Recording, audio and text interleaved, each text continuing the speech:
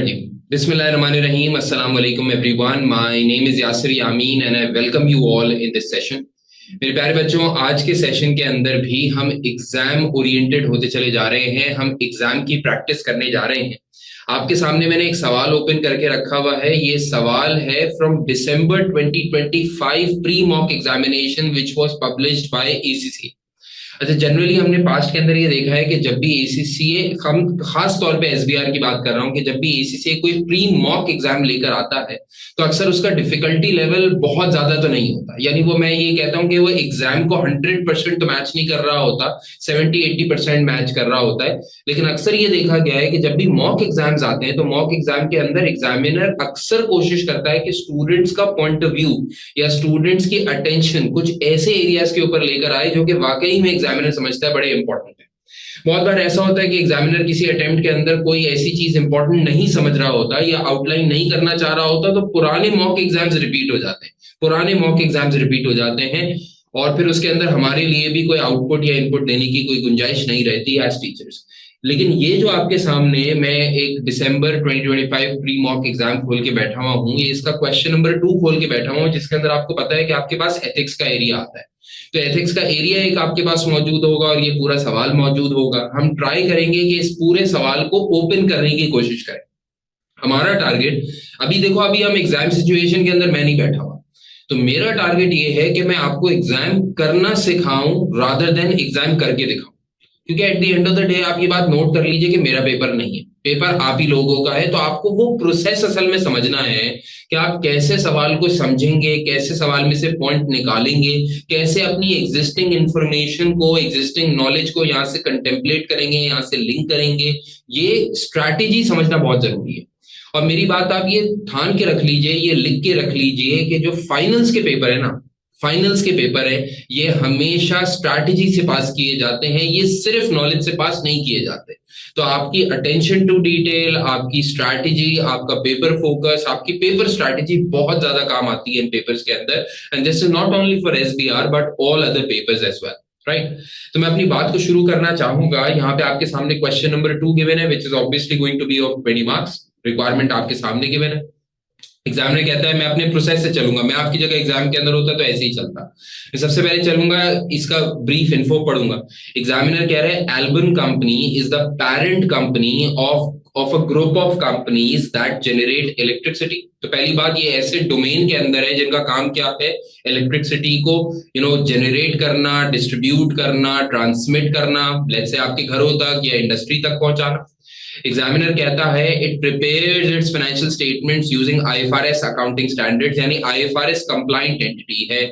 Examiner कहता है eleven company has a financial year end of 31 December 20x5। हमारा year and 31 December 20x5 है। इसका मतलब ये हुआ कि हमारा ईयर स्टार्ट क्या होगा, 1 जनवरी x5।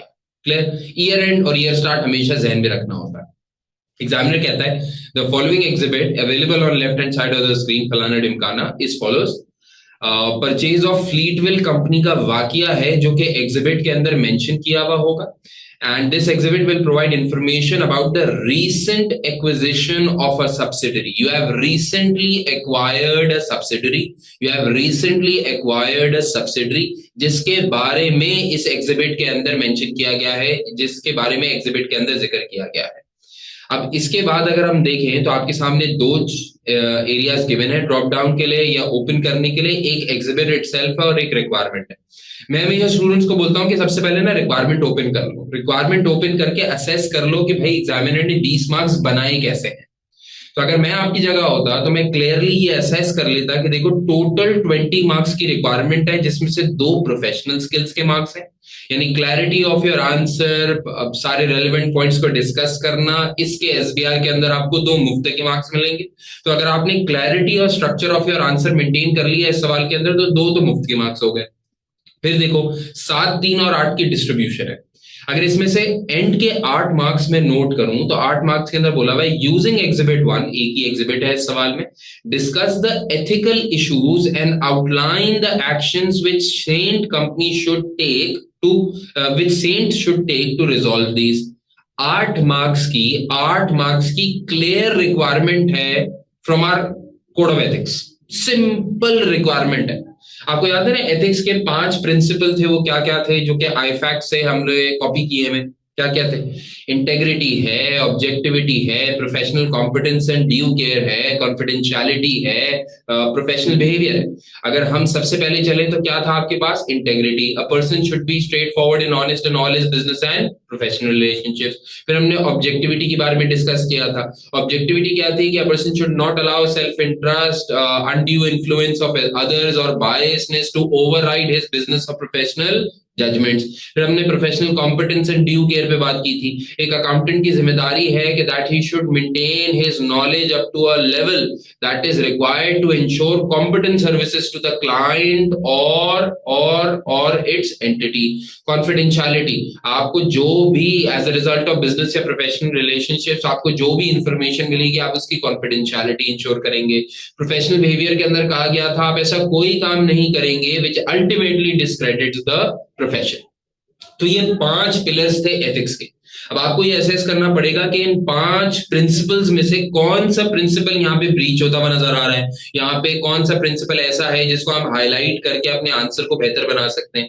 फिर एग्जामिनर ने ये भी बोला है 60 मार्क की रिक्वायरमेंट के अंदर कि आउटलाइन करिएगा एक्शंस क्या लेने चाहिए सेंट को। अब एक्शंस के बारे में आपको बिल्कुल प्रिंसिपल ही पता है।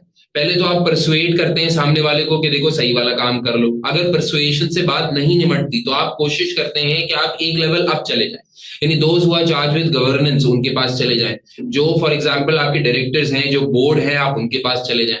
या फॉर एग्जांपल अगर आपको प्रोफेशनल एडवाइस लेने की जरूरत पड़ सकती है फ्रॉम लॉयर्स और योर अकाउंटेंसी बॉडी तो आप वो कर सकते हैं if necessary. And in the last resort आप ये बोलते हैं कि you should consider resignation from your position because आप समझते हैं कि you can not party to be this scenario. Clear होती है बाकी? तो ये कुछ है। यानी अब पूरे सवाल में देखो 20 मार्क में से 10 मार्क अगर कोई स्टूडेंट बोलता है ना सर मुझे समझ में नहीं आया पेपर में क्या करना है, तो मैंने तो अभी एग्जिबिट खोली भी नहीं है, मैंने तो अभी एग्जिबिट खोली ही नहीं।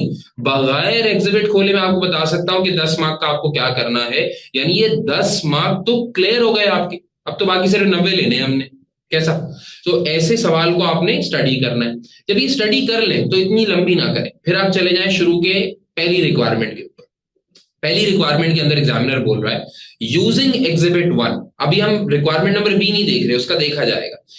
Using Exhibit 1, explain the correct accounting treatment for contingent consideration and the decommissioning cost। और ये 7 मार्क है। बाकी कुछ सस्टेनेबिलिटी का जिक्र किया गया है लेकिन वो 3 मार्क की बात है। असल तो 7 मार्क मिल रहे हैं आपको कॉन्टिजेंट कंसिडरेशन और डीकमिशनिंग कॉस्ट के ऊपर। आपके दिल में ना कुछ कुछ होना चाहिए, अरे दादा पेपर समझ में आ गया, फौरन से जाएंगे एग्जिबिट की तरफ।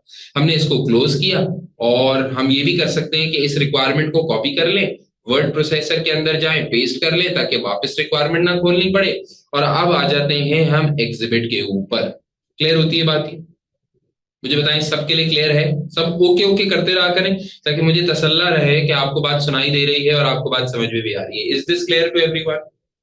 और आपको पता है ना हमारा डीआरएस रूल है, जो टाइमली रिप्लाई नहीं करेगा ओके का उसको क्लास से बाहर।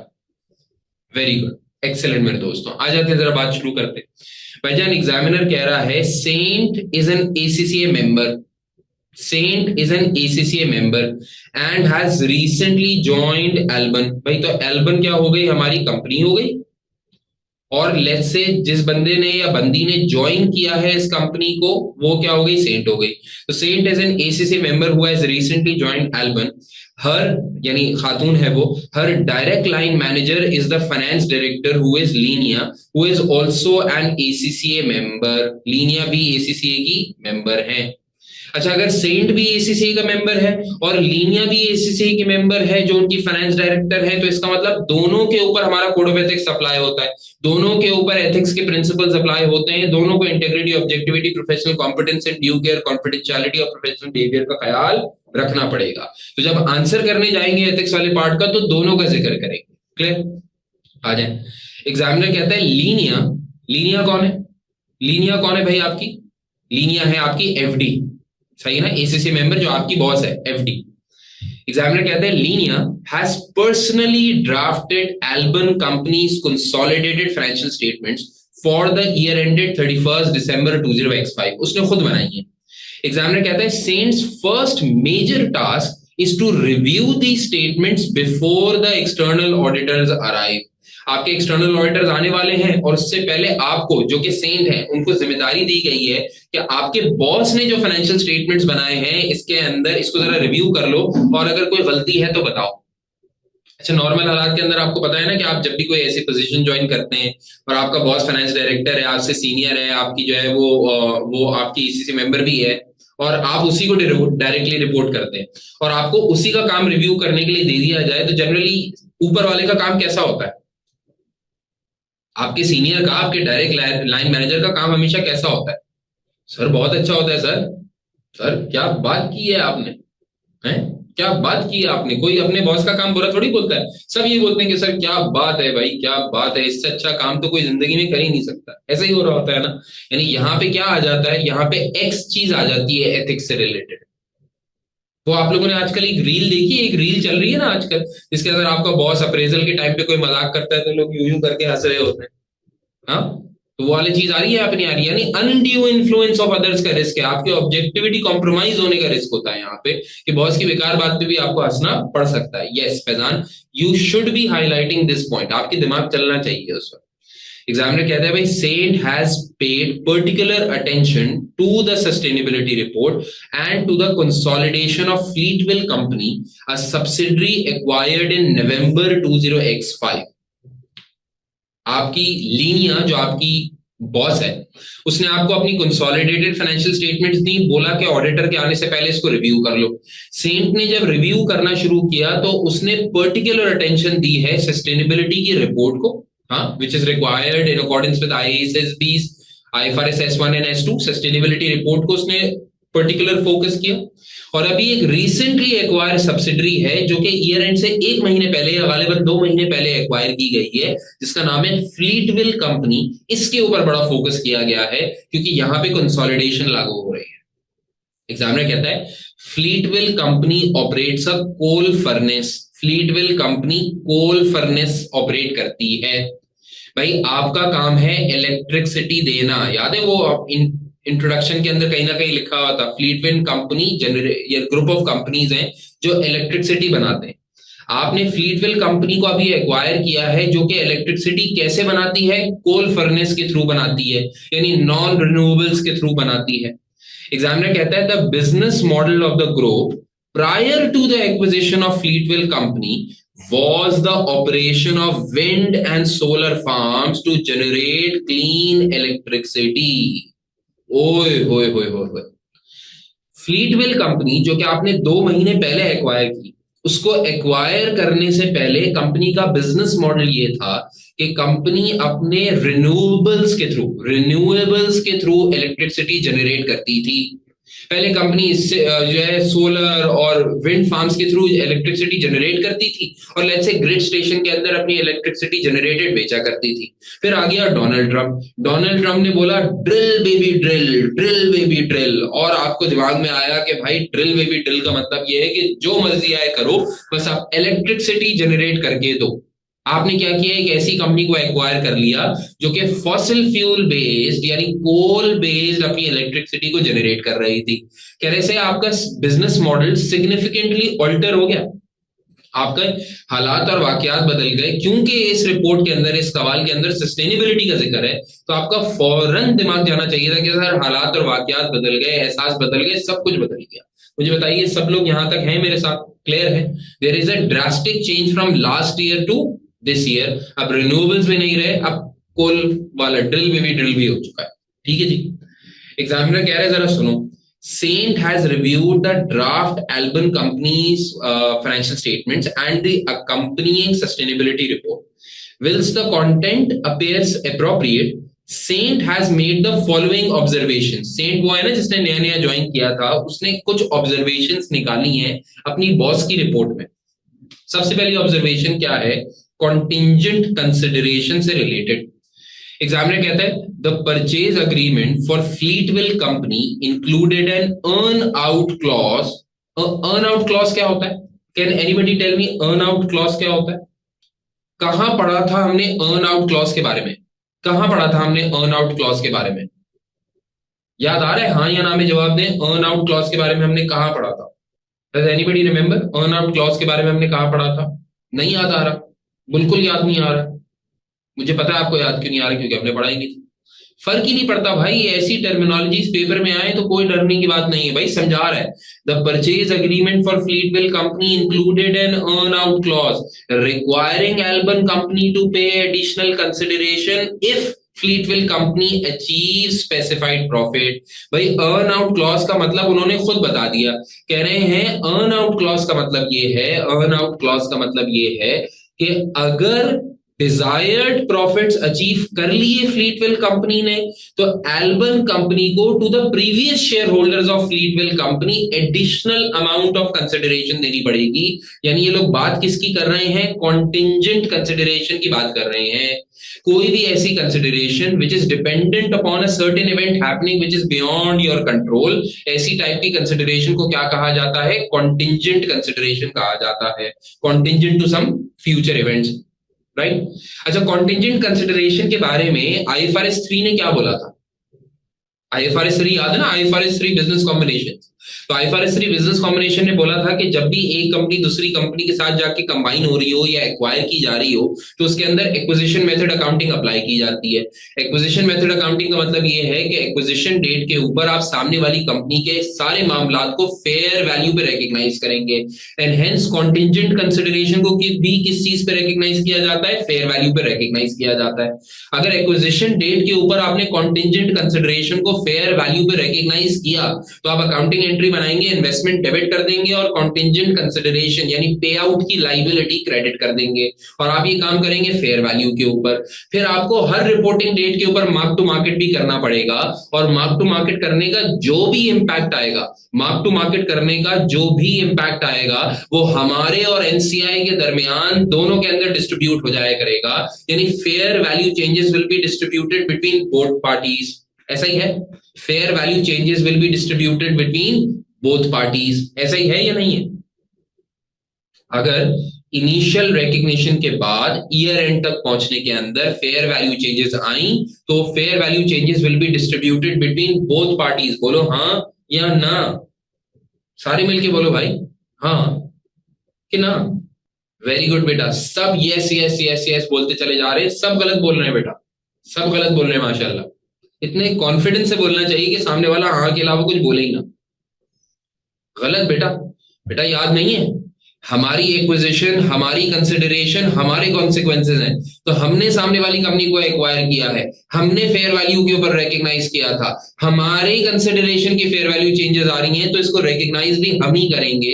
और हमसे यहाँ पे मुराद क्या है कि any fair value changes will be borne by the parent company. Any fair value changes will be borne by the parent company. Clear होती है बात? ये तो याद आ गया आपको कॉन्टिंजेंट कंसिडरेशन। एग्जामिनर कहता है the investment in Fleetwill company as recorded by Saint does not include the contingent consideration। contingent consideration इन्होंने recognize की ही नहीं है acquisition date के ऊपर। Linear has noted that this is justified। Linear कह रही है भाई नहीं करनी हमने contingent consideration recognize, बिल्कुल सही है। हमने बोला भाई क्यों? तो कहते हैं because it seems improbable, it seems improbable that Fleetwill company will achieve the specified future profits or for the additional consideration becomes payable। क्या कह रहे हैं भाई? लीनिया कह रही है कि देखिए हमें लगता है कि सही है कि कॉन्टिंजेंट कंसिडरेशन को एक्विजिशन डेट के ऊपर रिकॉग्नाइज नहीं करनी चाहिए, इसलिए नहीं रिकॉग्नाइज करनी चाहिए कि अबे घंटा वो लोग प्रॉफिटेबिलिटी अचीव करेंगे। जब वो करेंगे ही नहीं, जब वो करेंगे ही नहीं, तो हमें रिकॉग्नाइज करने की क्या जरूरत है? क्या ये पॉइंट ऑफ व्यू कि हमें रिकॉग्नाइज करने की क्या जरूरत है? वो कौन सा कोई अचीव कर लेंगे? क्या कोई प्रोबेबिलिटी बहुत कम है कि वो इतने प्रॉफिट अचीव कर लेंगे कि उनको एडिशनल कंसिडरेशन देनी पड़ जाए? क्या ये पॉइंट ऑफ व्यू सही है या गलत है? जल्दी से बताइए, क्या ये पॉइंट ऑफ व्यू सही है या गलत है? सब बताइए बेटा, सब बताइए। पेपर तो सबका आएगा, सिर्फ मेरा नहीं आएगा भाई। ये पॉइंट ऑफ व्यू गलत है, ये पॉइंट ऑफ व्यू गलत है। देखें IFRS 3 कहता है कि गलत सही आप सोचें, प्रोबेबिलिटी की तो जवाब ही नहीं है। IFRS 3 कहता है कि एक्विजिशन डेट के ऊपर आपने सामने वाली कंपनी को ऑफर की गई कॉन्टेंजेंट कंसिडरेशन फेयर वैल्यू पर रिकॉग्नाइज करनी है, और फेयर वैल्यू के अंदर किसी चीज के पूरे होने या ना होने का इंपैक्ट ऑलरेडी शामिल होता है। फेयर वैल्यू के अंदर प्रोबेबिलिटीज का इंपैक्ट ऑलरेडी शामिल है। अब आप प्रोबेबिलिटी जीरो कैसे कर सकते हैं? प्रोबेबिलिटी आप जीरो कैसे कर सकते हैं भाई? जीरो तो है ही नहीं ना। अगर आपने सामने वाले को कॉन्टिजेंट कंसिडरेशन ऑफर की है तो तभी ऑफर की होगी जब कोई ना कोई चांस होगा मीट होने का। वहां चांस कम हो सकता है, लेकिन ये कोई IAS 37 नहीं चल रहा जहां पे अगर प्रोबेबल से कम चांसेस हो तो आप सिर्फ डिस्क्लोजर देके निकल जाते हैं। भाई चांसेस 40% हो, 30% हो, 20% हो, कुछ भी चांसेस हो, उसका इंपैक्ट फेयर वैल्यू में शामिल होता है। और तभी IFRS 3 कहता है कि आपको फेयर वैल्यू पे चीजों को रिकॉग्नाइज करना है। फेयर वैल्यू के अंदर ऑलरेडी चीजों का इंपैक्ट शामिल होता है। बात समझ में आती नहीं आती? अब 7 मार्क्स का सवाल है बेटे, तो मुझे कुछ ना कुछ पॉइंट्स तो यहाँ पे ड्राफ्ट करने पड़ेंगे। मैं ड्राफ्ट करूंगा आपकी मदद से, आपके अलावा नहीं करूंगा। तो क्या आप में से कोई मुझे हेल्प कर सकता है कुछ पॉइंट्स को ड्राफ्ट करने के अंदर? प्लीज। मैं सिर्फ पॉइंट्स ड्राफ्ट कर रहा हूं, इसका फुल आंसर आप लोग लिखेंगे। तो मुझे बताइए कोई पॉइंट्स ड्राफ्ट करने के अंदर हेल्प करे। सबसे पहले कहां से बात स्टार्ट करूंगा? दो सुनहरे अल्फाज। हाँ, दो सुनहरे अल्फाज जल्दी से बताओ। अकॉर्डिंग टू, तो according to IFRS 3, an entity should account for a business combination, और देखिए वक्त नहीं होता पेपर में, जल्दी करना पड़ेगा। should account for a business combination in accordance with acquisition method, therefore hence, ऐसे लिख देता हूं, hence the transactions of business combination shall be accounted for on fair value basis at the acquisition date,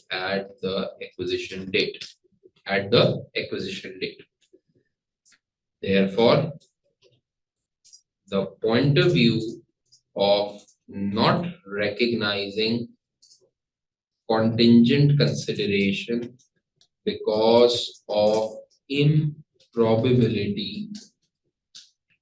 is incorrect.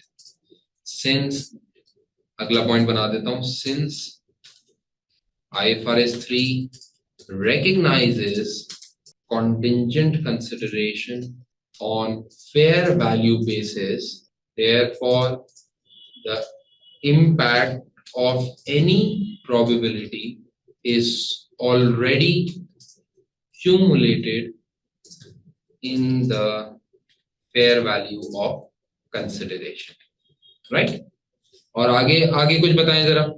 Furthermore, it is, हम कह सकते हैं furthermore it is not the subject of IAS 37 that linear आप बंदी है ना, बंदी का नाम तो जिक्र करना पड़ेगा। Furthermore, it is not the subject of IAS 37 that linear should consider probability as the prime basis for recognition of this consideration. Hence अब देखो करेक्ट, अब उसने रिक्वायरमेंट क्या थी? Explain the correct accounting treatment. तो आपने एक्सप्लेन भी करना है कि करेक्शन क्या है। तो आप बोलेंगे hence linear should include contingent consideration as part of calculation of goodwill। क्या इंपैक्ट निकलेगा जब आप कॉन्टिंजेंट कंसिडरेशन को गुडविल का पार्ट बनाएंगे? तो इसका इंपैक्ट क्या निकलेगा बेटा, बताइएगा जरा, क्या इंपैक्ट निकलेगा? Which will increase the goodwill. Furthermore contingent consideration will need to be reassessed, और मैं इसे कहता हूं रीमेजर्ड। रीअसेस्ड तो सही लफ्ज नहीं है, रीमेजर्ड eight reporting date of 31st December 20x5 with any fair value changes being recognized in P&L or group retained earning। बताइए जी, बात समझ में आती नहीं आती? तो 7 मार्क की रिक्वायरमेंट है जिसके अंदर दो चीजों का जिक्र होगा, कॉन्टिंजेंट कंसिडरेशन और डीकमिश्निंग कॉस्ट। अगर हम इसको दो हिस्सों के अंदर तोड़ दें तो लगभग 3.5 मार्क्स और 3.5 मार्क्स बनते हैं। तो अगर 3-4 मार्क्स के लिए आप क्लियरली एक्सप्लेन कर दें कि इशू क्या है, अकाउंटिंग स्टैंडर्ड कौन सा अप्लाई होगा और उसकी करेक्ट अकाउंटिंग ट्रीटमेंट क्या होनी चाहिए और उसकी इंप्लीकेशंस क्या होंगी, तो मेरे हिसाब से आपको 3-3.5 मार्क्स आराम से मिल जाएंगे। अच्छा, आपको क्योंकि इस सवाल के अंदर प्रोफेशनल मार्क्स भी मिलने हैं तो आपको ये मेक श्योर करना है कि आप लोग जो है ना हेडिंग जरूर डालें। अभी हम आंसर्स वगैरह चेक करते हैं स्टूडेंट्स के, तो अक्सर हमने देखा है कि ना वो अपने आंसर्स के अंदर रिक्वायरमेंट मेंशन करते हैं, ना वो कोई हेडिंग डालने की कष्ट करते हैं।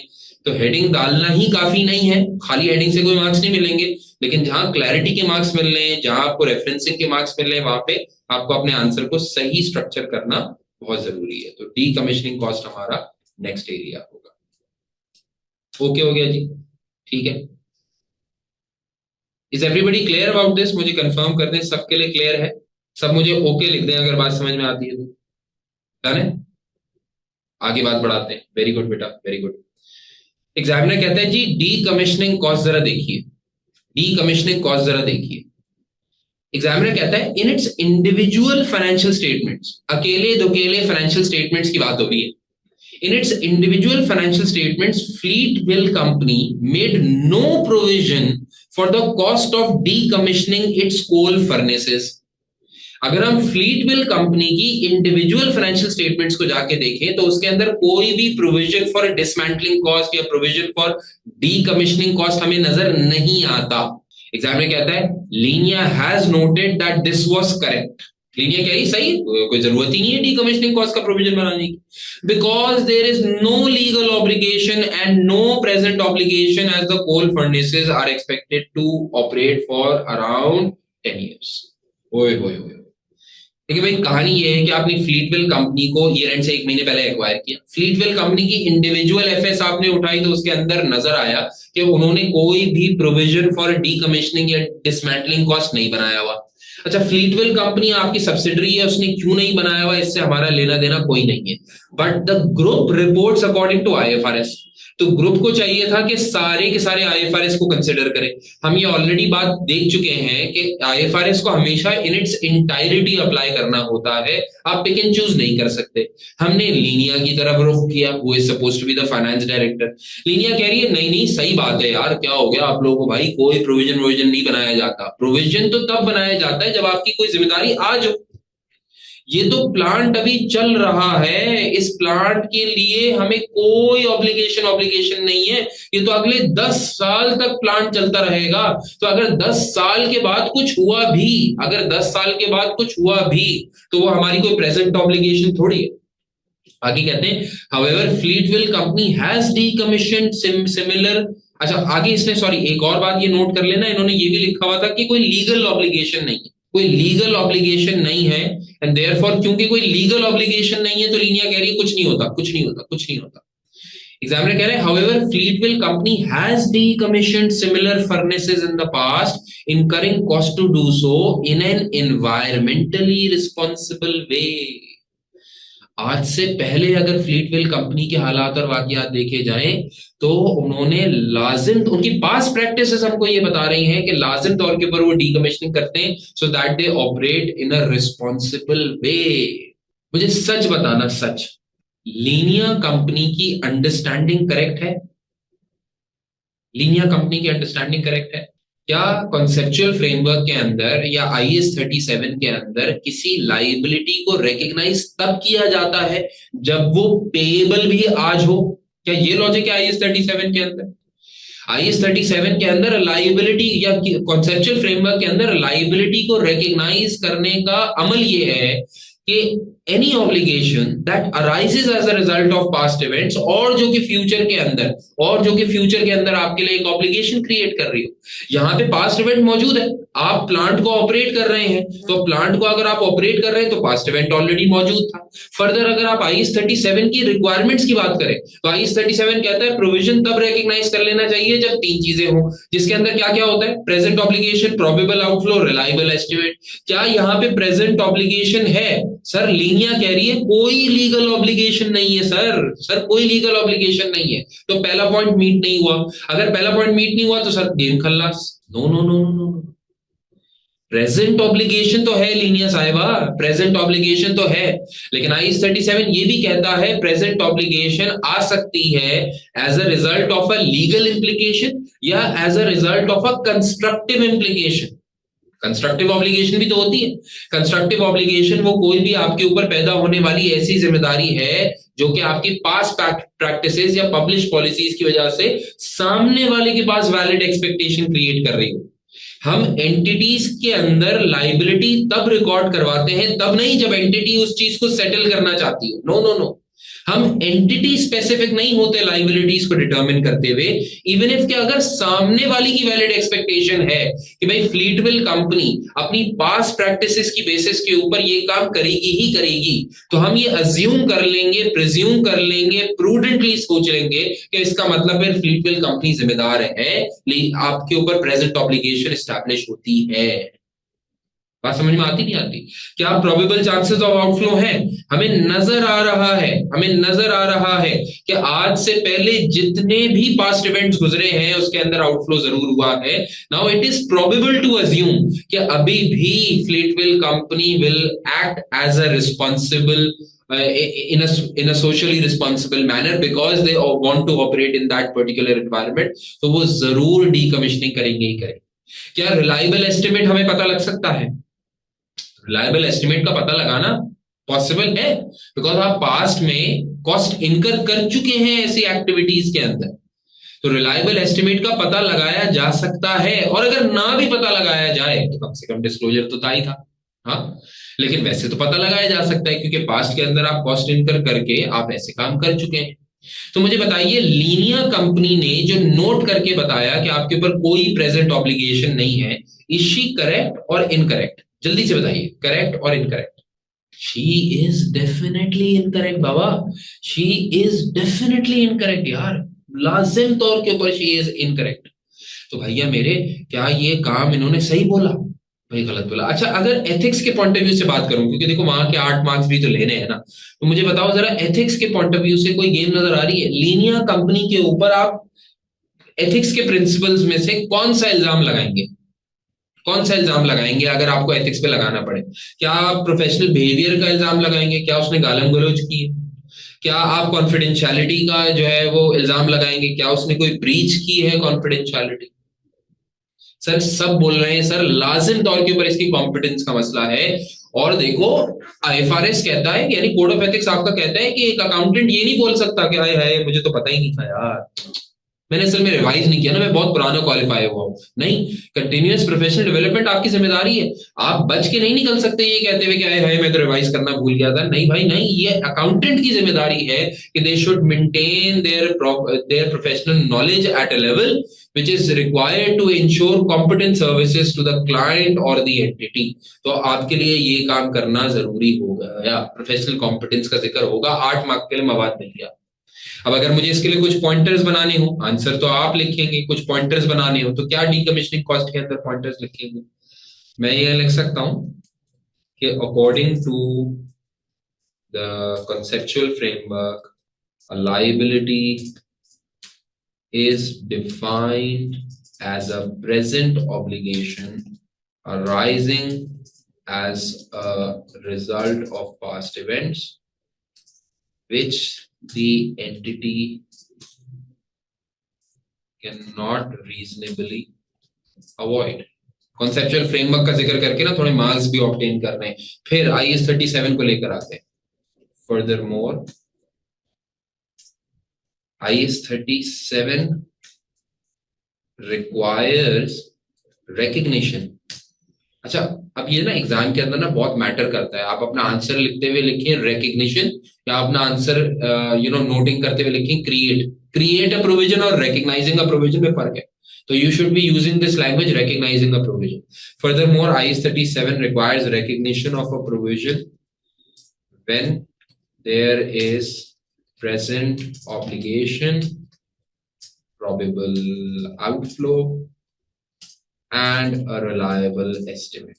Linear is incorrect to conclude that no present obligation is available. There is already a past event, that is the use and operations of the coal plant, and the past practices of Fleetwell company indicates a constructive obligation. It is clearly mentioned that Fleetwell company has always decommissioned its plant in the past, incurring cost to do so.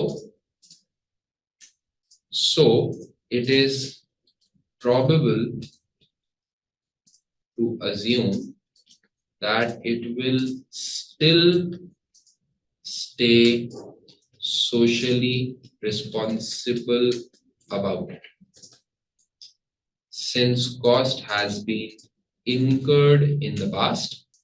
Therefore, a reliable estimate can be obtained without incurring cost that outweighs the benefits of prudently recognizing a provision in financial statements. बताइए, बात समझ में आती नहीं आती आपको? तो मैंने तो आपके लिए ड्राफ्टिंग कुछ पॉइंट्स बना दिए हैं. मैंने तो आपके सामने सिर्फ जिक्र कर दिया है कि आपने क्या क्या डीकमीशनिंग कॉस्ट के बारे में गुफ्तगू करनी थी और किस तरह IS 37 को बीच में लेकर आना था. आप मुझे सच बताइए, क्या आप इसको प्रॉपरली ड्राफ्ट कर सकते हैं जिसमें आप IS 37 की रिक्वायरमेंट्स बताएंगे, जिसके अंदर आप कंस्ट्रक्टिव ऑब्लिगेशन कैसे स्टैब्लिश हो रही है ये बताएंगे, और आप इसको प्रॉपरली पैराग्राफिक फॉर्म के अंदर अपने आंसर को डिक्टेट करके आएंगे? क्या आप ये काम कर सकते हैं? अक्सर स्टूडेंट्स ना मुझसे बार बार कभी कभार ये सवाल पूछते हैं, हालांकि कम से कम 10 करोड़ मरतबा ये बात मैं कह चुका हूँ कि सर क्या हम बुलेट पॉइंट्स के अंदर आंसर लिख सकते हैं? सर क्या हम इसी मैनर के अंदर अपना आंसर एग्जाम के अंदर लिखकर आ सकते हैं? बेटा आप लोग लाजिम तौर के ऊपर लिखकर आ सकते हैं. आपको कोई रोक ही नहीं सकता आपको. आप चाहें तो एग्जाम में जाइए और बुलेट फॉर्म्स के अंदर, और मैं तो कहूंगा शॉर्ट लिखो भाई. आपको कॉस्ट लिखना है तो यूं लिख दो, आपको बेनिफिट लिखना है तो यूं लिख दो, आपको ओके लिखना है तो यूं लिख दो. आप कर सकते हो भाई, बिल्कुल कर सकते हो. बस जैसे ही कर लो, नेक्स्ट अटेम्प्ट के लिए फॉरेन से पेपर दोबारा बुक करा लेना, क्योंकि एक बार में तो पास नहीं होगा pre paper. I think I've made myself clear. You cannot write answers in bullet form. You have to make a paragraph.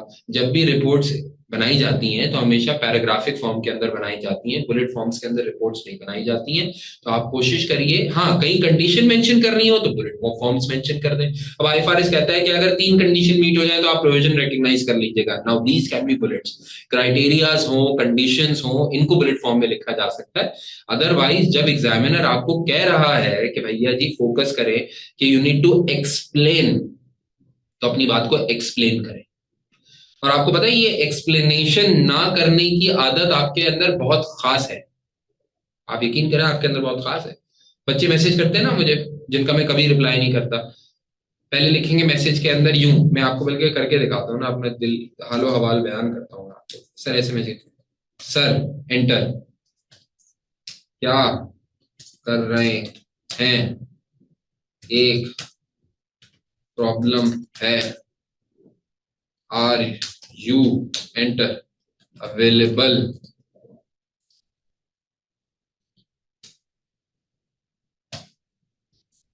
कहना है कॉल, ऐसे मैसेजेस करते हैं ना आप लोग मुझे, मोबाइल बज रहा होता है, टंग टंग टंग टंग मोबाइल बज रहा होता है, फिर आप कहते हैं सर रिप्लाई नहीं करते, घंटा रिप्लाई करूंगा मैं तुम्हारा। मुझे यकीन करो, मुझे लोगों ने अपनी सीवीज भेजी है इस तरह, यकीन करो, मैं सोच भी नहीं सकता, सोच भी नहीं सकता किसी से ऐसे बात करने का, बदतमीजी है ये। आप कह रहे हैं मैं एग्जाम में आंसर ऐसे लिख के आऊं, कैसे हो सकता है भाई, ऐसे नहीं हो, तमीज से बात करनी पड़ेगी आप। ठीक है जी।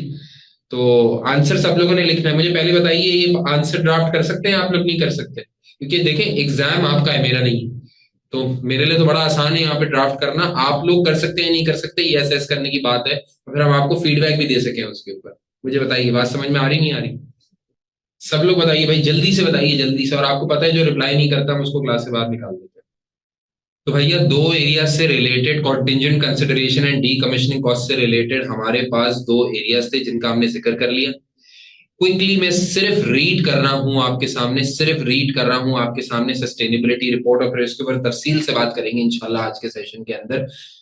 मुझसे बच्चे बार बार पूछ रहे हैं सर करंट इश्यूज का क्या मामला है, मैं आपको लिख के देने को तैयार हूं।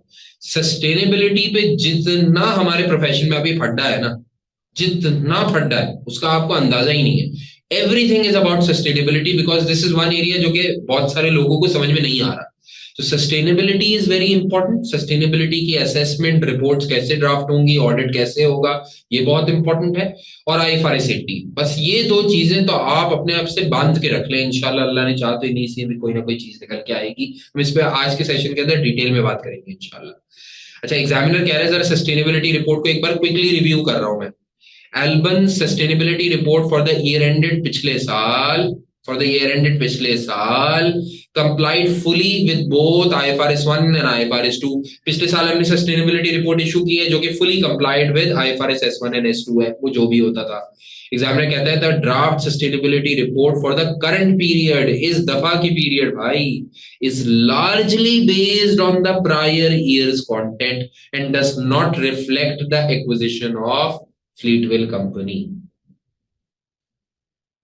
कह रहे having made these three observations, Saint जो कि न्यूली अपॉइंट हुई थी is unsure how to proceed. उसको समझ में नहीं आ रहा आप करूं क्या, पॉइंट्स तो बना लिए उसने, अब जान निकल रही है लीनिया को बताने के अंदर। अच्छा, अगर सेंट की जान निकल रही हो लीनिया को बताने के अंदर कि यार देख तेरी रिपोर्ट के अंदर ना थोड़ा सा मसला है, मतलब ऐसे नहीं जा सकते हम एक्सटर्नल ऑडिटर्स के सामने, तो मेरे ख्याल से अगर सेंट की जान निकल ही रही है तो एथिक्स का तकाजा ये है, प्रोफेशनल बिहेवियर का तकाजा ये है कि आप बड़ों की इज्जत करें। और अगर लीनिया ने कोई रिपोर्ट ड्राफ्ट कर दी है और आपको लग रहा है उसके अंदर कोई शॉर्टकमिंग्स है तो हम सामने वाले को ना बताएं, यही है ना, यही कहता है ना एथिक्स, हाँ या ना? ऐसा नहीं होना चाहिए ना। तो एथिक्स का जो आखिरी 8 मार्क्स है उसके लिए आप तैयार हो रहे हैं। Person should be straightforward and honest in all is personal and professional relationships. No, personal बात नहीं है, प्रोफेशनल एंड बिजनेस रिलेशनशिप्स के अंदर आपने स्ट्रेट फॉरवर्ड है, ऑनेस्ट होना है। क्लियर होती है बात ये? अच्छा देखिए, हमने ना बहुत बार ये गुफ्तगू कर ली है, बहुत बार ये गुफ्तगू कर ली है कि सस्टेनेबिलिटी इज वन एरिया जिसको आप कॉम्प्रोमाइज कर ही नहीं सकते, कॉम्प्रोमाइज कर ही नहीं सकते। सस्टेनेबिलिटी के अंदर बहुत सारा ऐसा एरिया है, बहुत सारा ऐसा मवाद है जो कि आपके एग्जाम के अंदर आने ही आना है। अभी 3 मार्क का है, हो सकता है आपके अटेम्प्ट के अंदर 15 मार्क का आ रहा हो, 10 मार्क का आ रहा हो। सस्टेनेबिलिटी के एरिया को आप छोड़ के जा ही नहीं सकते, और इस पर जितनी बात की जाए कम है। आज के सेशन के अंदर अल्हम्दुलिल्लाह अल्लाह के हुक्म से हमारे साथ एक गेस्ट मौजूद है, शायद आप लोगों में से किसी ने उनको कोई नोट कर लिया हो, मोहम्मद साद अल्ताफ साहब मौजूद है।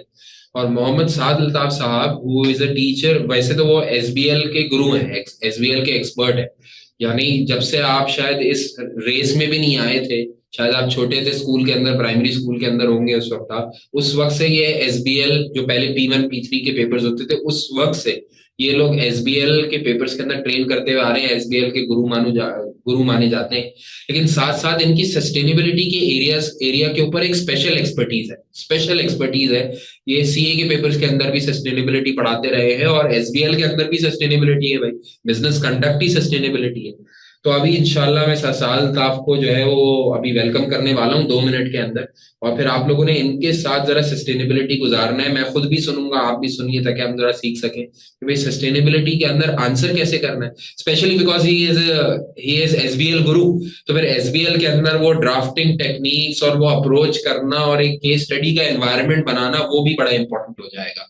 ये बहुत इंपॉर्टेंट है, क्योंकि हमें सवाल को इनलार्ज करना है। आज 3 मार्क की रिक्वायरमेंट है, हो सकता है कल को बड़ी रिक्वायरमेंट आ जाए। क्या हम उस बड़ी रिक्वायरमेंट के लिए एलिजिबल है या नहीं है, हमें उस कॉन्टिजेंसी के लिए अपने आप को प्रिपेयर करना है। तो आप लोग 2 मिनट होल्ड करेंगे और इंशाल्लाह ताला ससाल ताब भी उसको कंटिन्यू करेंगे, और इंशाल्लाह मैं भी मौजूद रहूंगा। ठीक है जी, सब लोग अटेंटिव। अस्सलाम वालेकुम वरहमतुल्लाहि वबरकातुहू। दोस्तों, सर यासिर के स्टूडेंट्स हैं, एनर्जेटिक होंगे, तैयार बैठे हुए, फटाफट जवाब दे रहे हैं, जबरदस्त किस्म का।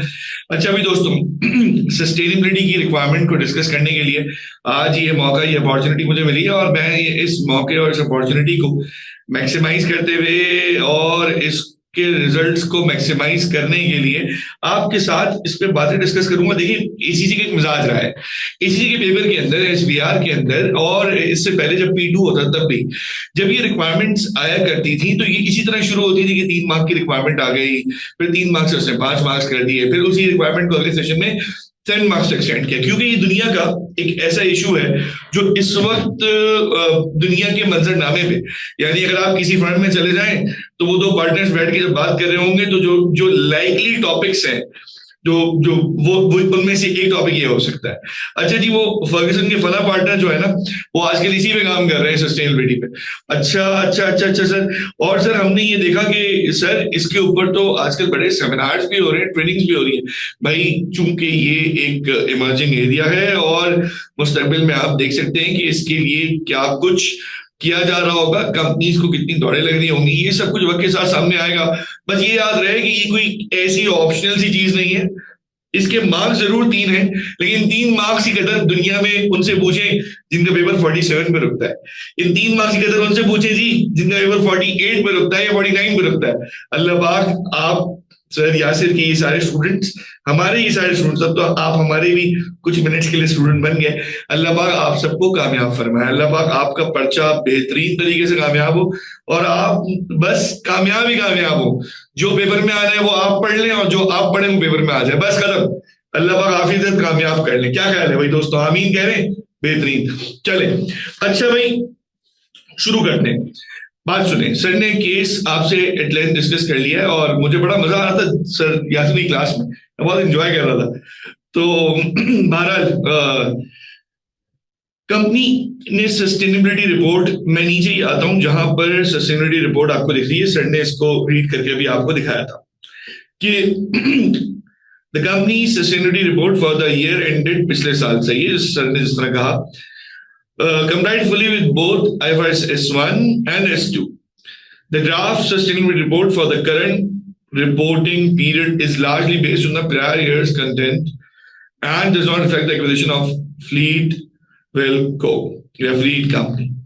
Having made this observation, Saint is now unsure as to how to proceed. दोस्तों, इसी तरह की रिक्वायरमेंट आया करेगी पेपर में कि एक नया मेंबर किसी ओल्ड सीनियर मेंबर के अंडर ज्वाइन करेगा, और उसके सामने एक अनएथिकल सी हरकत होगी, उसके सामने कोई फिशी सी हरकत होगी।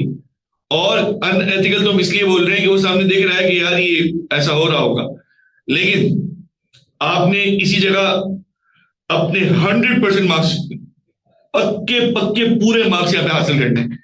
बच्चों, ये वो रिक्वायरमेंट है, स्टूडेंट पूरा सवाल करके बैठता है, 3 मार्क की रिक्वायरमेंट के लिए वो ये सोच रहा होता है यार बस अब मैं निपटाऊं, आगे स्विच करूं, या मैं आगे बढ़ूं, या वाइंड अप करूं, और यह मार्क्स लूज कर देता है।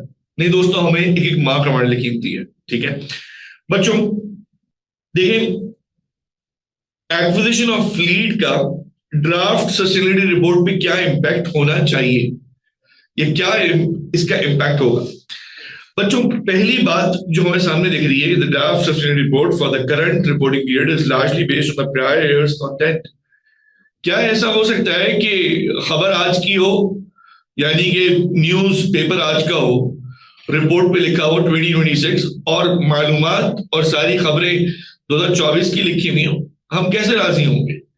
हम तो राजी नहीं होंगे इस पे। तो यहां पर भी यही काम हो रहा है कि ये कह रहे हैं कि जी ये ड्राफ्ट रिपोर्ट है और इसके अंदर भाई प्रायर कंटेंट है। नहीं नहीं नहीं जी, आपसे तो रिक्वायर ये किया जाता है कि हर साल की ताजा खबर दीजिए हमें, और हर वो खबर दीजिए जो मटीरियल हो। ये बातें आप लोग जानते हैं। तो आइए देखते हैं, यहां पे तो 3 मार्क्स है, तो सर 3 मार्क्स के लिए मैं कितना लिखूं भाई? एट मैक्स 4 से 6 लाइन में तुम्हें 3 मार्क्स मिल जाएंगे, लेकिन सिर्फ 4 से 6 लाइंस की गेम नहीं है ना दोस्तों। मसला तो ये है कि हमें तो ये पेपर जो पास्ट है इसको तैयार करते हुए फ्यूचर अपना एग्जाम तैयार करना है। तो हम पास्ट पेपर के क्वेश्चन को देखकर अपने पॉसिबल जो प्रिडिक्ट कर रहे होते हैं हम उस क्वेश्चन की तैयारी कर रहे होते हैं। तो थोड़ा सा उसके लेवल को अप करके भी बात करना जरूरी होती है। तो पहले हम ये बात करेंगे कि फ्लीट कंपनी की एक्विजिशन ने सस्टेनेबिलिटी रिपोर्टिंग पे क्या अपना असर डालना है और वो किस तरह असरअंदाज होगी उसकी एक्विजिशन। देखिए, ए कंपनी जो थी उसके डिस्क्लोजर्स S1 S2 के चल रहे थे। बिजनेस मॉडल चेंज हो, क्लाइमेट रिस्क के ऊपर कोई बात आ रही हो या डिस्क्लोजर रिक्वायरमेंट्स की बात आ रही हो, ये वो एरियाज हैं जिनका इंपैक्ट या जिन पर इंपैक्ट ड्यू टू एक्विजिशन हो सकता है।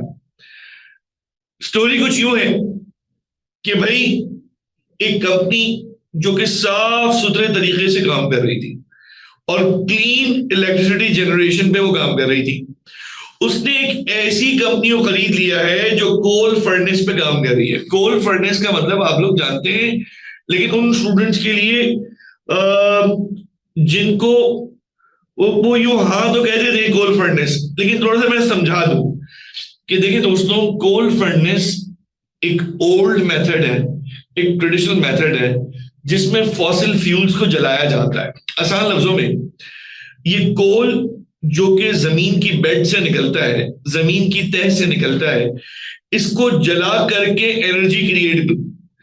अब जब जला करके एनर्जी क्रिएट की जाती है तो मुझे आप बताएंगे, मैं चैट बॉक्स देख रहा हूं, कि जलाने से असर क्या आता है। कोई भी चीज जलाएंगे तो उससे स्मोक निकलती है। अग्री करते हैं बच्चों? शाबाश। तो पोल्यूशन होती है, ये आपने पहले बता दिया मुझे। स्मोक है, एयर पोल्यूशन है, CO2 है, बात समझ में आ गई। बात हमें ये समझ में आ गई कि सर ये कोल फर्नेस और दुनिया के दीगर और तरीके जो एनर्जी प्रोड्यूस करने के ट्रेडिशनल ऑर्थोडॉक्स तरीके रहे हैं, जिनको हम ग्रीन तरीके नहीं बोलते, जिनको आज मॉडर्न डे एनवायरमेंट फ्रेंडली तरीके नहीं बोलते, वो तमाम तरीके किसी ना किसी तरह पोल्यूशन को या एयर को पॉल्यूट कर रहे हैं या पोल्यूशन रेट को इंक्रीज कर रहे हैं। अब अगर हम कल तक बहुत नेक थे और हम तो बहुत साफ सुथरा काम कर रहे थे कि भाई कंपनी का मॉडल था exclusively on clean electricity generation through wind and solar panel farms। देखिए भाई, खूब बड़ी बड़ी जगहें थी, वहां पे हमने विंड और सोलर पैनल्स। देखो ये रिन्यूएबल एनर्जी है। विंड इस्तेमाल होके खत्म नहीं होती, अल्लाह के लामहदूद खजानों में से है। हवा चलती है भाई, हवा खत्म हो गई, ऐसा नहीं होता। इसी तरह सनलाइट खत्म हो गई, ऐसा नहीं होता। सूरज सुबह होगी फिर सूरज निकल आएगा। लेकिन फॉसिल फ्यूल्स और ये कार्बन, इसको जब जला दिया जाता है तो जलाने के बाद उसकी राख बाकी रहती है, रिन्यू नहीं होता दोस्तों। लेकिन कुछ चीजें ऐसी हैं जो अल्लाह ने रिन्यूएबल एनर्जी रखी है। विंड हो गई, सोलर पावर हो गई, ये सब रिन्यूएबल है। क्योंकि हवा भी चल गई, फिर वापस हवा चल जाएगी, फिर चल जाएगी, तो वो विंड मिल्स घूमेंगे और एनर्जी प्रोड्यूस होगी। सनलाइट का भी ऐसे ही है। सर्दियों में थोड़ी सी कम धूप होती है तो गर्मियों में उसकी तपिश साल की पूरी चीजों का एवरेज आउट कर देती है। बच्चों की बात समझ में आई हमें? अल्हम्दुलिल्लाह। अब चैलेंज क्या है कि पुराने ईयर की बेसिस पे सस्टेनेबिलिटी रिपोर्ट बनी हुई है। पुराने ईयर यानी पिछले साल तक तो फ्लीट कंपनी हमारा हिस्सा नहीं थी। तो जब फ्लीट कंपनी हमारा हिस्सा नहीं थी तो फ्लीट कंपनी की कोल फर्नेस वाली हरकतों के जो नताइज थे, जो अंजाम थे, जो उसका इम्पैक्ट था, वो भी हमारी सस्टेनेबिलिटी रिपोर्ट में रिफ्लेक्ट नहीं हो रहा था। और हमारी रिपोर्ट बिल्कुल पाक साफ सुथरी सी रिपोर्ट थी, क्योंकि हम उस वक्त तक रिन्यूएबल एनर्जी में डील कर रहे थे। तो सारी बातें अच्छी थी, वाह वाह बड़ी अच्छी, कोई भी ऐसी चीज नहीं थी ची ची गंदी, कोई ऐसी बात नहीं थी। तो हुआ क्या बच्चों, हुआ ये कि जब आपने फ्लीट कंपनी को परचेज कर लिया और वो ग्रुप का पार्ट बन गई, तो भाई अब तो IFRS S1 का रडार भी चल गया, IFRS S2 का भी रडार चल गया, और रडार में ये चीज आ गई कि जी कहाँ जा रहे हैं मियाँ, आपने तो रिपोर्ट ही नहीं किया और आपने तो इसकी खबर ही कोई नहीं दी कि जो खबर देनी थी आपने। बच्चों समझ रहे ना बात। तो अब एक्विजिशन का इंपैक्ट सस्टेनेबिलिटी रिपोर्टिंग पे कैसे, अब जरा देखिए, हमें पता है कि 4 कॉन्सेप्चुअल फाउंडेशन है, ये 4 क्रिटिकल एरियाज है। हमें फेयर प्रेजेंटेशन भी रखनी है, मटीरियलिटी को भी कंसिडर करना है, रिपोर्टिंग एंटिटी को भी ख्याल रखना है, और कनेक्टेड इंफॉर्मेशन की भी बात करनी है। एक छोटा सा रिकॉल यूं करेंगे कि क्या फ्लीट कंपनी के आने से फेयर प्रेजेंटेशन में फर्क पड़ेगा? बिल्कुल पड़ेगा ना। जिस तरह तुम दिखाते आ रहे थे कि तुम तो ग्रीनर कंपनी हो और तुम एनवायरमेंट फ्रेंडली कंपनी हो, अब ऐसा नहीं है। तुमने तो एक ऐसी कंपनी को एक्वायर कर लिया है जिसके करतूत, जिसके अमाल, जिसकी हरकतें, जिसके डिसीजंस या जिसके ऑपरेशंस एनवायरमेंट के साथ अभी ताहाल फ्रेंडली नहीं है। कल हो जाए तो वो अलग बात है, लेकिन अभी नहीं है। तो अभी नहीं है, तुमने एज अ पेरेंट उसको बदलने की कोई बात नहीं की, ना तुम कुछ बदल रहे हो, अभी जो है वो बताओ। तो क्या, पहली बात मैं आपसे सवाल करता हूं बच्चों, मुझे चैट बॉक्स पे जवाब चाहिए। पहला सवाल ये है कि अगर मैं फ्लीट कंपनी को हटा दूं तो फेयर प्रेजेंटेशन है या नहीं है? जवाब चाहिए जल्दी से, जल्दी। शाबाश बेटा, चैट बॉक्स नहीं है। नंबर 2, क्या क्या क्या क्या ये फ्लीट कंपनी का परचेज कर लेना, एक्वायर कर लेना कोई ऐसी बात है? ये कोल फर्नेस की बात काबिले जिक्र है, इन्वेस्टर के डिसीजन को इन्फ्लुएंस करने वाली बात है? क्या ये कोई ऐसी बात है जिसको हम मटीरियल कहेंगे? ओह सुभान अल्लाह, बेहतरीन, अल्लाह पाक जो यस लिख रहा है वो पास हो जाए, बेहतरीन, जबरदस्त हो गया। मटीरियलिटी बेहतरीन हो गया बच्चों, जबरदस्त, सब पास हो जाए। ठीक है भाई, आ जाओ अगली बात। नेक्स्ट है रिपोर्टिंग एंटिटी। अच्छा भाई, जब तुम रिपोर्ट कर रहे हो, अब तुम अकेले नहीं रहे, तुम्हारी कुछ शाखें हैं, तुम्हारी कुछ सब्सिडरीज हैं, तुम्हारी कुछ ओन्ड कंपनीज हैं। तो तुम्हारा पहले कुछ मामला और था, अब तुम किसी को एक्वायर कर चुके हो, तो उसकी भी चीजों को तुम रिपोर्ट करोगे, बिकॉज रिपोर्टिंग एंटिटी में वो भी शामिल हो रहा है। ऐसे ही बच्चों, क्लियर हो रही है बात? माशाल्लाह, बेहतरीन बात। और समझने की बात, आखिरी बात, कि भाई जब मुझे एक बात बताओ कि जिसको तुमने खरीदा है उसके पास से कार्बन एमिशन होने हैं, उसके पास से कुछ और भी चैलेंजेस हो सकते हैं। हो सकता है कि उसकी तरफ कोई रेगुलेटर्स मुतवज्जे हो जाए और उनको कोई नोटिस आ जाए, कोई उनके ऊपर पेनल्टीज आ जाए, कोई उनके ऊपर हो सकता है कोई ज्यादा अमाउंट ऑफ टैक्सेशन आ जाए, कुछ भी हो सकता है। तो क्या ये कनेक्टेड इंफॉर्मेशन का पार्ट बनेगा? बिल्कुल बनेगा। तो बच्चों, ये चारों बातों में हमें पता चला कि IFRS S1 ने ये जो सारी बातें की है, ये सारी कॉन्सेप्चुअल फाउंडेशंस सबकी सब मुतासिर हो रही है, सबकी सब इफेक्ट हो रही है। किसकी वजह से? एक्विजिशन ऑफ फ्लीट कंपनी की वजह से। अग्रीड बच्चों? अब आ गया फेयर प्रेजेंटेशन क्या होगी बच्चों, जरा समझे, जरा कोर इशू पे आओ। जो कोर इशू यहां पे लिखा हुआ है, कोर इशू क्या है?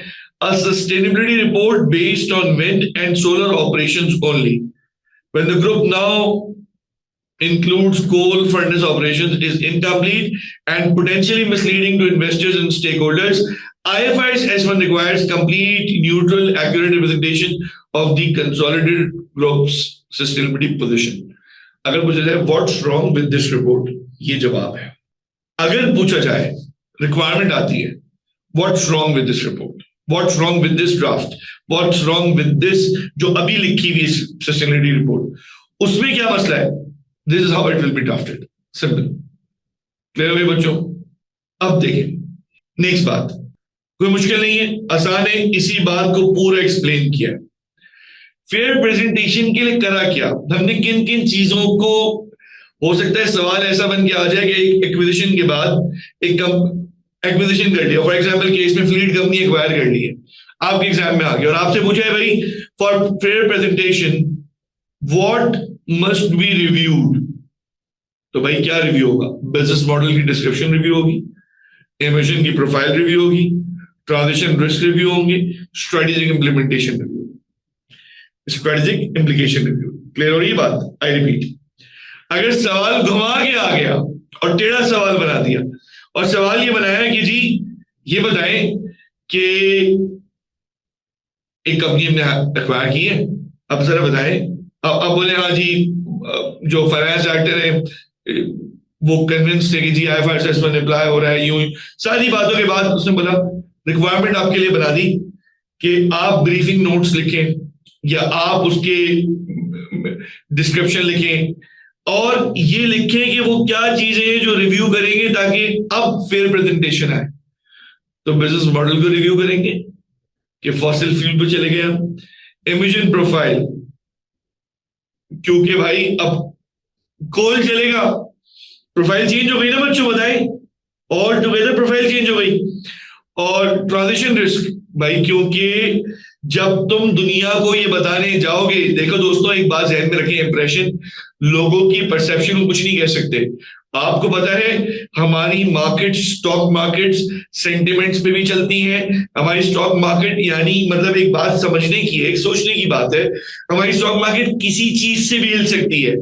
ये बेहतर आपको सर यासिर ने अपने रेलेवेंट एरियाज में ये सब चीजें बताई नहीं है और वो ज्यादा बेहतर इस पे निगाह डालेंगे, रोशनी डालेंगे। लेकिन एक छोटी सी बात इसमें ऐड कर दूं, हमें नहीं पता कि सस्टेनेबिलिटी रिलेटेड कोई बात आई और स्टॉक मार्केट पे उसका इम्पैक्ट आ गया, हो सकता है। जब एक लीडर की असैसिनेशन से स्टॉक मार्केट हिल सकती है तो हो सकता है कि लोग इतने सेंसिटिव हो जाए अबाउट सस्टेनेबिलिटी रिलेटेड इंफॉर्मेशन कि उनको पता चले कि ओ ये तो अब कोल को बर्न करके एनर्जी, ना ये तो ओल्ड वेज पे जा रहे हैं, they are now stepping back. हो सकता है उसका पूरा एक परसेप्शन बदल जाए और एक पूरा कोई फाइनेंस इंस्टीट्यूशन मिलके, क्या हो सकता है कोई लॉबिंग कर ले, कोई फाइनेंस इंस्टीट्यूशन या कोई और स्टेक होल्डर ग्रुप्स मिलके कंपनी के ऊपर एक अदरवाइज प्रेशर क्रिएट हो जाए। बच्चों ये बात समझ रहे हैं? तो अब समझने की बात ये हुई कि ट्रांजिशन रिस्क भी आ सकता है आपका, कि आपने जिस कंपनी को एक्वायर किया उस कंपनी की तरफ आप हिजरत कर रहे हैं, आप ग्रुप बन रहे हैं। अब ये ग्रुप बनने की जब आप रिपोर्टिंग कर रहे हैं तो ये ट्रांजिशन रिस्क भी एग्जिस्ट कर सकता है। इसी तरीके से स्ट्रेटेजिक इम्प्लीकेशंस के यूं समझिए कि आपके स्ट्रेटेजिकली जिस कंपनी को आपने एक्वायर किया है वो ओवरऑल आपकी कंपनी के साथ, जो आपकी ग्रुप कंपनी है, ये टारगेट कंपनी जो परचेज कर ली, जो एक्वायर्ड कंपनी है, तो इस एक्वायर्ड कंपनी का क्या मैच बन रहा है, फिट कैसा बन रहा है, ये भी एक सवाल है। तो उसको स्ट्रेटेजिक इम्प्लीकेशन से आप देखेंगे। ठीक है बच्चों, ये समझ लीजिए कि अगर कोई आपके सेशन के लिए कोई बिल्कुल हाईएस्ट लेवल पे ले जाए तो इसको अगर फुल 100 पे ले जाए तो ये इस तरह की कोई रिक्वायरमेंट बनाएंगे। आगे है मटीरियलिटी। मटीरियलिटी दोस्तों रेगुलेटरी रिस्क है भाई, बच्चों बताएं, शाबाश, मैं आप खाली हेडिंग्स देके बताएं। रेगुलेटरी रिस्क है बच्चों, यस नो है। ट्रांजिशन रिस्क है बच्चों, बताएं जी भाई, शाबाश प्लीज, बिल्कुल जी। रेपुटेशनल रिस्क है, बिल्कुल। फिजिकल रिस्क, क्लाइमेट इंपैक्ट है ना, बिल्कुल होता है। और जी फाइनेंशियल इंपैक्ट्स, जी बिल्कुल एग्जिस्ट करते हैं। कोई दूसरी बात ही नहीं है, आप और मैं ये अच्छी तरह बखूबी जानते हैं कि सर ये चीजें तो मटेरियल हैं, ये इमटेरियल बातें है ही कोई नहीं। ठीक है, अच्छा भाई, अच्छा ये आपकी एक लर्निंग के लिए मैंने स्लाइड ऐड की थी कि प्रायर टू, अब आप गौर कीजिएगा, ये यानी कि जो बातें मैं बताई गई थी। तो मटेरियलिटी कंक्लूजन आप देखें, कंक्लूजन पे आए please. Even if fleet company represents a small portion of group revenue, the qualitative significance of entering fossil fuel generation makes these risks material. The nature of the risk, not just its current magnitude, derives materiality. आप जानते हैं materiality का ताल्लुक सिर्फ और सिर्फ number से नहीं होता, इससे भी होता है कि नेचर ऑफ द रिस्क क्या है। तो नेचर ऑफ द रिस्क से भी दोस्तों मटेरियलिटी का इम्पैक्ट होता है और इससे मटेरियलिटी का एक असर पड़ता है कि भाई सिर्फ आप काउंट नहीं देखेंगे, कुछ चीजें नंबर्स में ज्यादा ना हो लेकिन उसकी नेचर इतनी सिवियर हो कि आप बोले जी ये मटेरियल है, ये आपने डिटेल अपनी जगह पे पढ़ लिया। आगे आइए प्लीज। रिपोर्टिंग एंटिटी, अब सेंट के लिए चैलेंज क्या है? अब देखिए प्रैक्टिकल इम्प्लीकेशन तो ये है कि from November 2025 onwards, all sustainability metrics must include fleet companies' contribution, including significantly increased scope 1 emissions from coal combustion. ये बात तो आप और मैं कर चुके। अब सेंट ने क्या करना है? सेंट के सामने सिचुएशन है, ले आना है एक तरफ। अब देखिए, the sustainability report covers the same consolidated group as the financial statements, including fleet companies' emission data from acquisition date, climate related risk specific to coal operations, governance oversight of the expanded business model, and metrics and targets adjusted to reflect the entire group.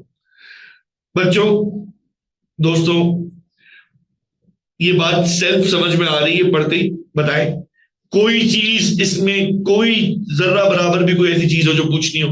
Ji please बताएं। All clear बच्चों? क्या पूछा जी? कि जो sustainability report Saint ने ensure करनी है, तो भाई उसके अंदर क्या कुछ शामिल होगा? बच्चों बताएं, शाबाश। फ्लीट कंपनीज के विजन डेटा भी आना चाहिए, क्लाइमेट रिलेटेड जो रिस्क है जो अब कोल ऑपरेशन रिलेट करते हैं वो बताएं, गवर्नेंस ओवरसाइट बताएं भाई इसको कौन गवर्न करे, एंड मैट्रिक्स एंड टारगेट्स जिसको आपने एडजस्ट किया है to reflect the entire group, इसको इंश्योर करें। Partial or selective disclosures violates the reporting entity principle। बिल्कुल ऐसे ही, अगर आप पार्शियल डिस्क्लोज कर रहे हैं या कोई सेलेक्टिव डिस्क्लोजर कर रहे हैं तो उससे रिपोर्टिंग एंटिटी का प्रिंसिपल ही वायलेट हो जाता है ना, क्योंकि आप पूरा दिखा ही नहीं रहे। रिपोर्टिंग एंटिटी एक दुनिया है, एक बाउंड्री है, उस बाउंड्री में से आप एक चूजा दिखा रहे हैं, एक हिस्सा दिखा रहे हैं। आपने एक ग्लोबल व्यू यानी कि रिपोर्टिंग एंटिटी की पूरी बाउंड्री कवर करना है, उसमें से आप एक हिस्सा बता रहे हैं, एक हिस्सा छुपा रहे हैं। ये सब चीजें गलत है।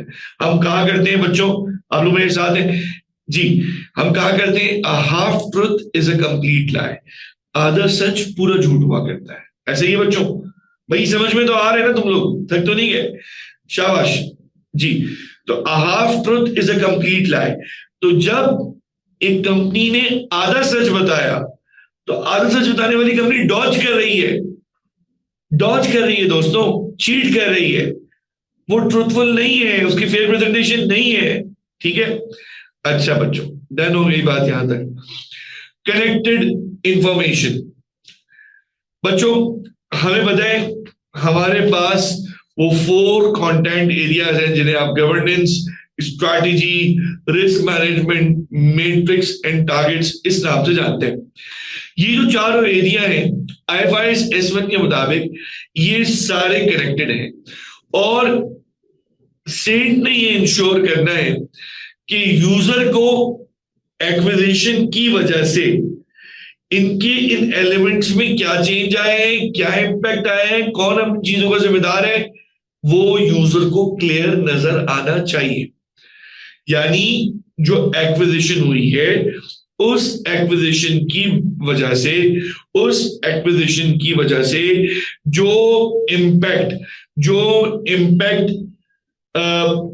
Governance, strategy, risk management, matrix and targets पे आए, वो सामने साफ साफ आना चाहिए। बच्चों क्लियर हुई बात? आसान है, मुश्किल तो नहीं है। अच्छा, अब अगर मैं आपसे कहूं कि बहुत सिंप्लीफाई करते हैं, और सिंप्लीफाई करके हम एक काम करते हैं जी कि हम स्टूडेंट्स के लिए, आप इसको रीड कीजिए, हम आपके लिए यहां पर एक दफा मेरे साथ थोड़ी सी जो 3 मार्क की रिक्वायरमेंट है उसकी एक दफा जरा ड्राफ्टिंग हो जाएगी तो मुझे सुकून मिल जाएगा कि हाँ यार आपने लिख लिया। सही है, अभी कर लेते हैं। आइए बच्चों, हम 3 मार्क्स के लिए जो हमने ड्राफ्ट करना है उस पर आ जाते हैं कि जो रिक्वायरमेंट हमें दी गई थी उसको हम अगर ड्राफ्ट करेंगे एग्जाम के लिए तो वो ड्राफ्टिंग कैसी होनी चाहिए। ये आपके सामने आ गया बच्चों, चेक कीजिए। बेटा आंसर लिखा हुआ आया, अब चेक कीजिए जी। साथ आ जाइए। The acquisition of Fleet company which operates coal furnaces represents a major change in the company's business model. Shift कहां से हुआ? From clean renewable energy to more carbon intensive, मैं यहीं पे ले आता हूं बेटा question, don't worry, more carbon intensive operations. बच्चों मुझे एक बात बताओ, इस जगह के मार्क्स मिलेंगे? ये देखो, क्योंकि इसने इसको यहां चेंज होता हुआ दिखाया है, ऐसे ही है। शाबाश बच्चों, जरा प्लीज मुझे बताएं, मार्क्स मिलेंगे इस जगह की? क्योंकि बात ये करिए ना भाई कि इम्पैक्ट बताना है, तो हमने कहा जी इम्पैक्ट बताते हैं, कोई ऐसी मुश्किल बात नहीं है। अच्छा, मुझे फरमाइश की गई कि भाई क्वेश्चन भी दिखा दें। सर हाजिर है क्वेश्चन, ये देखिए, सही है, ठीक हो गया बच्चों? अब आइए, अच्छा एक पैराग्राफ हो गया। Therefore, the company cannot simply copy last year's sustainability report because IFRS S1 requires entity-specific, current and non-misleading sustainability disclosures. ये जो जुमले ना, ये हमारे बच्चे नहीं लिखेंगे भाई, नहीं लिखेंगे, मैं बता रहा हूं आपको। रिक्वायर्स एंटिटीज में बोलेंगे यार इतनी बेसिक बात, करंट वो बोलते हैं ओवियस है, एंड नॉन मिसलीडिंग वो बोलते हैं ये भी तो ओवियस है। भाई ओवियस के पैसे हैं, ओवियस के मार्क्स हैं, नोट कर लो, इस तरह की ओवियस बातें लिखनी पड़ेंगी। ये वो जगह है जहां पे वो बोलेगा हाँ भाई ले लो एक मार्क, ले लो जाओ, यहां एक मार्क दिया, यहां एक मार्क दिया। अग्रीड बच्चों, शाबाश, बताओ जल्दी जल्दी, बस हम मुंह क्लोज कर रहे हैं बच्चों, क्लियर है हम? अब the company must disclose the new climate-related risk under IFRS S2 and explain how these risks will be monitored and managed and revise its metrics and targets and governance oversight accordingly. खाली ये बोला है कि भाई जब ये सब कुछ हुआ है ना, तो IFRS S2 अब इन चीजों का ख्याल रखते हुए, इन चीजों को खातिर में लाते हुए, इन चीजों को कंसिडर करते हुए काम करेगा। यही बात लिखी है बच्चों, इस बात के से 3 मार्क्स देती है।